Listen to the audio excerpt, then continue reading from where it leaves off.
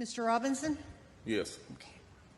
I didn't have time to You have to give us your name. Oh, I'm sorry. My name is Mark Robinson. I live at 4015 Sassafras Court. That's right here in Greensboro. I've lived in Greensboro all my life.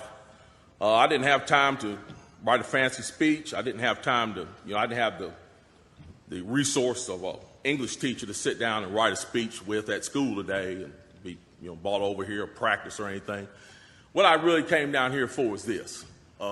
I've heard a whole lot of people in here talking tonight about this group and that group and domestic violence and blacks, these minorities and that minority. What I want to know is, when are you all going to start standing up for the majority? And here's who the majority is. I'm the majority. I'm a law-abiding citizen who's never shot anybody, never committed a serious crime, never committed a felony. I've never done anything like that. But it seems like every time we have one of these shootings, nobody wants to put the blame where it goes, which is at the shooter's feet. You want to put it at my feet. You want to turn around and restrict my right, constitutional right that's spelled out in black and white.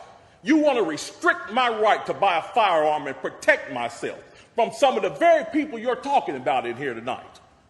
It's ridiculous. I don't think Rod Serling could come up with a better script.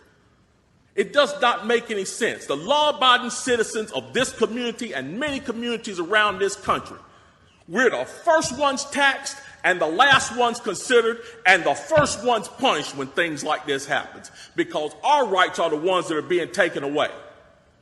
That's the reason why I came down here today. Gun show or no gun show, NRA or no NRA. I'm here to stand up for the law-abiding citizens of this community, because I'm going to tell you that what's going to happen. You can take the guns away from us all you want to. You all write a law, I follow the law, I'll bring my guns down here, I'll turn them in. But here's what's going to happen.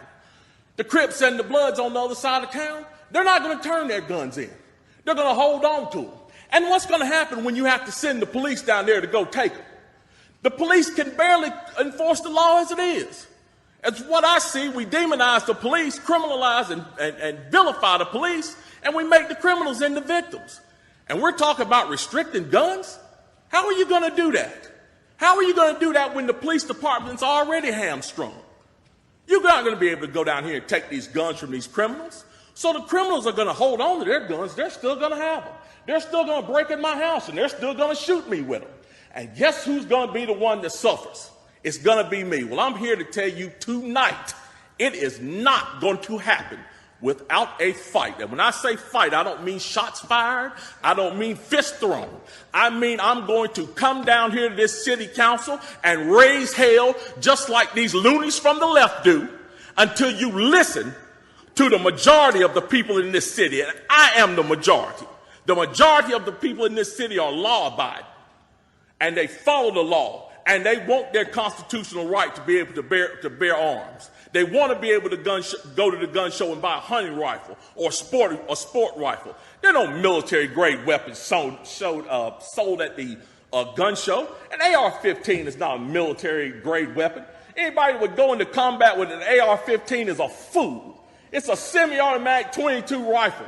You'd be killed in 15 minutes in combat with that thing. So we need to dispel all these myths, and we need to drop all this division that we got going on here. Because the bottom line is, when that Second Amendment was written, whether the framers liked it or not, they wrote it for everybody. And I am everybody. And the law-abiding citizens of this city are everybody. And we want our rights, and we want to keep our rights. And by God, we're going to keep them, come hell or high water.